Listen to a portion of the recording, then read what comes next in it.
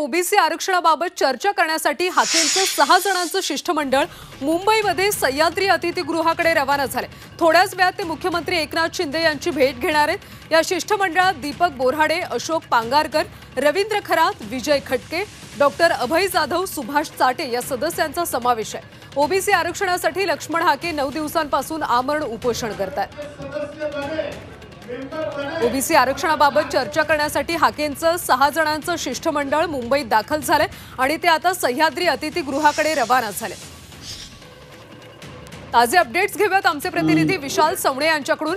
विशाल, 6 जणांचं शिष्टमंडळ आता सह्याद्री अतिथीगृहाकडे जाते। कशा पद्धतीने चर्चा होईल आणि तोडगा आज निघेल का?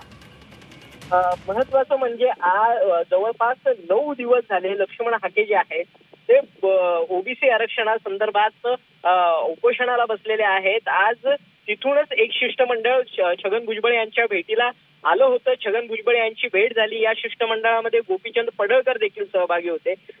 जवळपास तास दीड तासाची भेट झाल्यानंतर, बैठक झाल्यानंतर हे शिष्टमंडळ जे आहे ते छगन भुजबळ यांच्यासह सह्याद्री अतिथीगृहाकडे जे आहे ते रवाना झालेलं आहे आणि थोड्याच वेळात मुख्यमंत्री एकनाथ शिंदे यांच्याशी त्यांची बैठक होणार आहे आणि एकंदरच या संपूर्ण मुद्द्यावरती काय तोडगा निघतो हे पाहणं महत्वाचं ठरणार आहे। खरं तर मराठा समाजाचं आरक्षण जे आहे ते मराठा समाजाला आरक्षण मिळावं, मात्र ते ओबीसी प्रवर्गातून मिळू नये अशी ठाम भूमिका जी आहे ती ओबीसी नेते जे आहेत ते त्यांनी घेतलेली आहे। ओबीसी वर्गातून अशी जी भूमिका आहे ती पाहायला मिळते आणि त्याच अनुषंगानं पुन्हा एकदा महाराष्ट्रामध्ये आरक्षणाचा मुद्दा जो आहे तो पुन्हा एकदा तापताना दिसून येतोय।